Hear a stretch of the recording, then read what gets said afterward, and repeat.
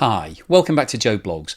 In today's episode, I want to talk to you about what's happening in the Chinese economy, and specifically to talk about the anti-corruption campaign that President Xi has instigated.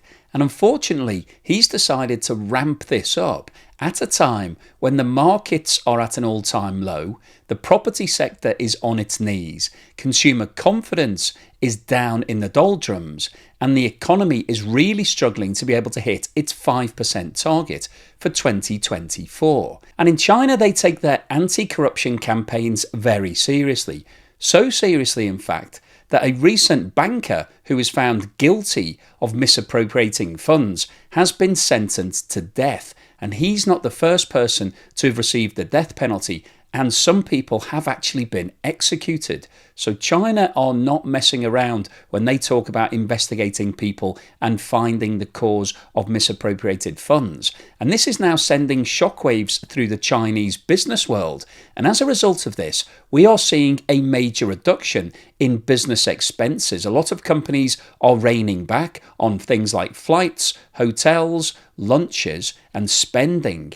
And corporate spending accounts for around 15% of total retail spending in China. So these cutbacks are now hurting the Chinese economy. And President Xi recently stated that the regulators need to have more teeth and thorns to be able to effectively weed out all of the people who are doing things that they shouldn't be. So there is now a fear spreading throughout the whole of China, and this fear factor is likely to lead to a further reduction in spending at a time when China really needs to boost its economy. So in today's video, we'll have a look at the Anti-Corruption Agency, or the Anti-Graft Agency as it's often referred to. We'll have a look at what punishments they've been dishing out over the last few years, how many people have been identified and punished as part of this process. We'll then talk about what's going on with corporate business expenses. We'll have a look at what's happening with middle class spending, because the people in China are changing their spending patterns, and this is now having a negative impact on the economy. We'll then finish up by looking at what's going on with inflation and producer prices, because the downward spiral in pricing is also having a really negative impact on the economy. And then finally today, I'll wrap up with my summary as to what I think is likely to happen over the course of the next 6 to 12 months and what the impact of this will be on China's economy. But before we get started on all of that, once again, I'd like to say thank you so much to everybody that's supporting the channel. If you've bought me a coffee, sent me a YouTube super thanks, or signed up as a patron or a member, I really appreciate your support. It genuinely helps me to keep the channel going, so thank you so much. Anti-corruption has been a major focus for President Xi in China, and as part of his inauguration speech back in 2012, he stated that he wanted to focus on getting all of the corruption out of China and that he wanted to target the tigers and flies. And in the first few years of his rule, 4 major tigers, as he identified them, were arrested and charged with corruption. And these were individuals that held senior positions in both politics and the military in China. But over the last few years, President Xi has widened his anti-corruption campaign and he's now identified 5 different sectors where the focus on anti-corruption is being targeted. And they are finance, healthcare, infrastructure, energy, and the military. And all of the people who are in senior positions in these industries are now very worried about anything that they've been doing over the last 10 years or so. In a recent interview with state broadcaster China Central Television, President Xi stated that he wanted to clean up hidden risks in sectors where power is concentrated, capital is intensive, and resources are rich. There will be no turning back, no relaxing, and no mercy in fighting corruption, he said. And this chart shows that President Xi means business, and that senior members of these companies are certainly not exempt from the anti-corruption investigations. This chart shows the number of senior management that have been probed or punished dating back to 2013. The black bars here show people who are currently employed in the industry, and the blue bars show senior management that are retired. And what this shows is that since 2020, there has been a ramping up in the number of people being punished and probed. And as you can see, 2023 represented a record year for both existing and retired employees. So there is no hiding place, even if you have left the company. If they find out that there's corruption, you can still be arrested. This chart shows that the anti-corruption crackdown is still focused on what's going on in the military and lists a variety of high-ranking individuals in the Chinese military that have been removed from office as a result of investigations that have proved that they are corrupt. Until recently, the anti-corruption investigations were not affecting the healthcare industry. However, this is now a key area of focus, and doctors and other staff have been ordered to disclose any illicit income they've received, reveal its source, and surrender the cash to a dedicated bank account. And it's reported that doctors have now become more cautious about proceeding with certain treatments for fear of running afoul of vague anti-graft rules, while orders for big-ticket medical items are getting delayed and industry conferences have been cancelled. Share prices for listed healthcare firms are tumbling, and several companies have shelved IPO plans, spooking international investors in what had been a bright spot for China's slowing economy. It's been reported that corruption in healthcare is focused around companies giving kickbacks to doctors for prescribing their drugs or using their medical devices, even if they aren't the best option for patients. In recent years, such payments have taken more covert forms as firms come under increasing compliance pressure, with lucrative remuneration being paid to doctors who've been invited to speak at conferences, workshops, or special consulting sessions sponsored by the companies. Healthcare firms also provide meals or gifts or pay for expensive travel in the name of academic exchanges. The higher the rank, the wider the leeway to get this grey income. Some surgeons, for example, are reported to take a cut for the screws they use during implants. So President Xi's anti-corruption campaign is now being cast on a much wider basis and is looking into virtually every single industry in China. And this is having a hugely detrimental impact on the level of spending because people are no longer going to conferences. They're nervous about doing anything that involves some sort of free activity. If you're being given something by another company, that can be investigated and you could be prosecuted for that. And that's meaning that there's a contraction in spending. And things like the hospitality industry, hotels and bars and restaurants are suffering because there is less entertainment now being done by all of the corporates. So this is having a direct negative impact onto the economy.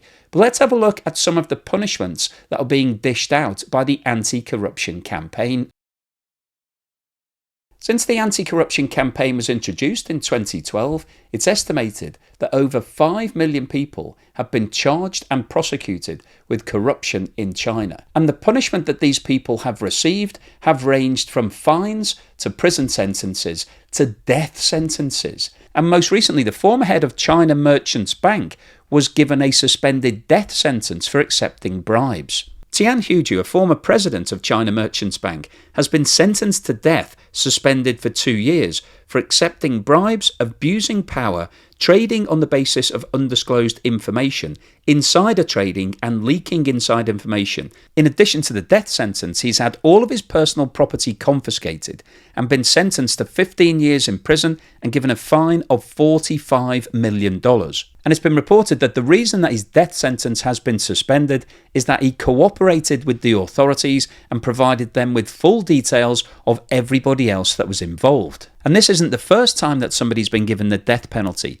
In June 2022, Tong Daoqi, a former senior official of China's southern Henan province and an ex-securities regulator, was sentenced to death for bribery and insider trading. However, he was also given a 2-year reprieve for assisting with the investigation. But unfortunately, the former chairman of one of China's largest state-controlled asset management firms was not so fortunate. Lai Chairman, who was previously chairman of one of China's big 4 state-controlled asset management firms, pleaded guilty to dozens of charges, including soliciting over $275 million worth of bribes over 10 years, a period when he was also acting as a regulator, and he was sentenced to the death penalty with no reprieve. So what impact are these anti-corruption measures having on corporates within China and the amount that they're now spending in the economy? This chart shows the breakdown of 2023 corporate consumption in China, which is estimated to contribute around 15% of total spending in the economy. And what this shows is that in 2023, 3.5 trillion yuan, or around 500 billion US dollars, was spent on employee benefits. Around $390 billion was spent on business travel, and around $85 billion was spent on corporate catering. And these figures are actually 3% less than 2019, the year before the COVID pandemic kicked in. And what that tells us is that there's been a significant reduction in the amount of corporate spending in China over the last 5 years, and that is having a seriously negative impact on the economy, because if corporates are not spending, then obviously the businesses that they would have been spending with are not receiving that income, they're getting less cash, and therefore they are doing less business. And as part of the anti-corruption crackdown, the Chinese authorities have told firms not to book flights, to try to get their employees to use the train rather than flying, not to go to corporate lunches, not to stay over at hotels if they don't need to, and not to entertain unless it's absolutely necessary. And as I mentioned at the start of the video, this is now spreading a culture of fear amongst corporates in China. People are very worried about what they're spending on in terms of entertainment, and so all of this is now stopping. And obviously that is not good news for the Chinese economy. Now, alongside what's happening in corporate China, the middle classes in China are now reported to have changed their buying patterns. In the past, China wanted to buy lots of things on a regular basis, a cheap and cheerful approach to life. You would buy things, consume them, and then buy something else. And this related to things like clothes and cars and the consumable items. However, it's now been reported that the middle classes in China no longer want to follow this strategy. They would much rather buy things that are higher quality and buy less volume. And this is fundamentally changing things for retailers in China who are used to people buying things on a regular basis. And so this reduction in demand is also fueling a reduction in the economy at the same time as China is being hit on a number of other fronts. And unfortunately, from China's point of view, this isn't something that you can change. Consumer appetite and demand is really a consequence of becoming a little bit more wealthy and a little bit more worldly wise. The Chinese middle classes want to do things that are being done by middle classes around the rest of the world. They no longer want to operate in a bubble. And so China won't be able to change that by just implementing some new strategies and stimuli for the economy. This is a long-term change in consumer behaviour that's now having a negative impact on spending at the tills. This chart shows the movement in the official rate of inflation in China over the last 12 months. And the reason that I wanted to look at this is we're talking about the impact of anti-corruption in today's video. But the bottom line from China's point of view is that the reduction in spending is leading to a reduction in demand. And that reduction in demand is leading to a fall in prices on the shelves. And as you can see, over the last 6 months, China has been experiencing deflation. In only one of the last 6 months, in August, China saw an increase in prices, and that increase was 0.1%, so barely there at all. And in every one of the last 3 months, there has been an actual reduction in prices, 0.2% in October, 0.5% in November, and 0.3% in December. And when you get a reduction in prices, that is extremely bad news for companies because, generally speaking, costs will be going up. China buys in raw materials from the rest of the world, and the price of most raw materials has increased over the last 12 months. So that means that the input costs for those companies are rising. But if your sales price is falling, all that means is that you're going to absorb all of those cost increases within the business. And ultimately, either you will make less profit or you will make a loss. And in terms of your workers, all of your workers, generally speaking, will want a pay rise at some point over a 12-month period. But if your prices are falling and your profits are falling, it's very difficult to be able to make that pay increase. And if you do agree to pay your workers more, again, that's going to come off your bottom line and increase your losses. And this chart shows the movement in producer prices, which are also referred to as factory gate prices over the last 12 months. And as you can see, in every single one of the last 12 months, producer prices have fallen in China. And most recently in December, they were down by 2.7%. And when we compare that to what was happening with inflation, where we saw a fall of 0.3%, it tells us that there is continued downward pressure on prices, because if the factory gate prices are falling year on year, that means that it's very likely that the prices on the shelves in the future will continue to fall, because retailers are able to buy these items at a lower price than they were this time last year, and therefore, in order to encourage people to buy, they're likely to reduce the sales price, and so this vicious circle continues. And the reason that I wanted to really highlight this is that as businesses in China start to reduce their spending on things like entertainment and hotels and food and employee benefits, that means that they're going to contract in other areas as well. And as prices continue to fall, they're making less profit, and it becomes a very vicious circle. And all of this represents seriously bad news for the Chinese economy. So what's the summary and conclusion today? Well, I wanted to post this video because I think what's happening with the anti-corruption campaign is really interesting.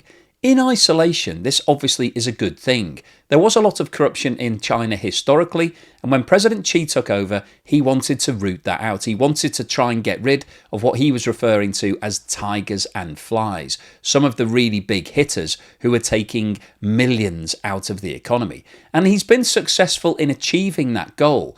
But the knock-on implication, as we're seeing in today's video, is that as you start to crack down on corruption, it means that there's obviously less money moving around in the economy. Some of it obviously might have been corrupt money, so you don't want that moving about.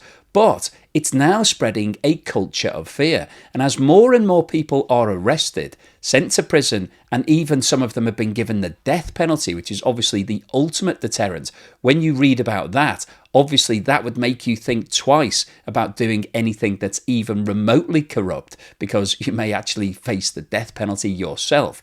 All it means now is that everybody in China is very, very scared of doing anything that could even remotely be considered to be corruption. So things like entertainment, going to conferences, organising events, inviting people where there might be free drinks and food, all of that could be construed as being corruption. And if you're worried about those sort of things, you're not going to sign off on it. You're just not going to do it. And what we're seeing is a huge reduction in the amount that corporates are spending in the economy. Now, obviously, from an anti-corruption point of view, that's great news. But from an economic perspective, it's not good news.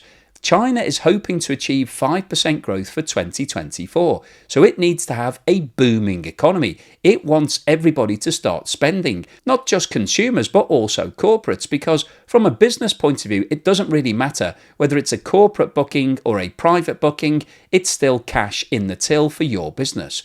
And as those corporates have cut back on the amount of entertainment and spending, that means that there is a reduction of cash moving around in the economy, and we will see a negative impact. The domino effect goes in reverse. If people stop spending, then obviously businesses stop earning as much, and that means that those businesses are potentially at risk of either reduced profits or losses. And so they'll have to contract the amount that they're spending. They may need to reduce the amount of employees that they've got or cut back on the employees' wages. And all of that has a negative spiral impact on the economy. And that's what we're seeing right now. And in addition to what's happening with regards to corruption, we're also seeing changes in the buying patterns of the middle classes in China. And the middle class is growing in China. Over the last 20 years, people have become more prosperous.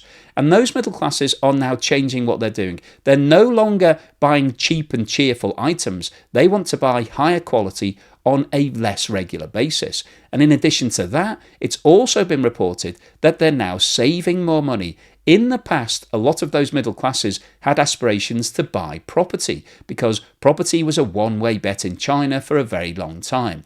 However, over the last few years, Chinese consumers have seen prices starting to fall for the first time ever, and they've also seen issues such as the big property developers getting themselves into financial difficulty, not being able to complete on the build, and people in China have been left with mortgages without any property, and that is an absolute nightmare. So the middle classes have now decided that they would rather put their money in the bank rather than buying property. And this again is having a negative impact on the Chinese economy, because if money is sitting in bank accounts, it's not being spent, and so you can't get that multiplier effect. If somebody goes and spends money at the tills, then that business makes more profit, it will hire more people, it will spend more on everything that it's buying in, and so that has a positive impact. But if all the cash is sitting in bank accounts, just earning interest for those people, then that isn't happening, and that again is going to be a major problem from China's point of view. So the overall summary of today's video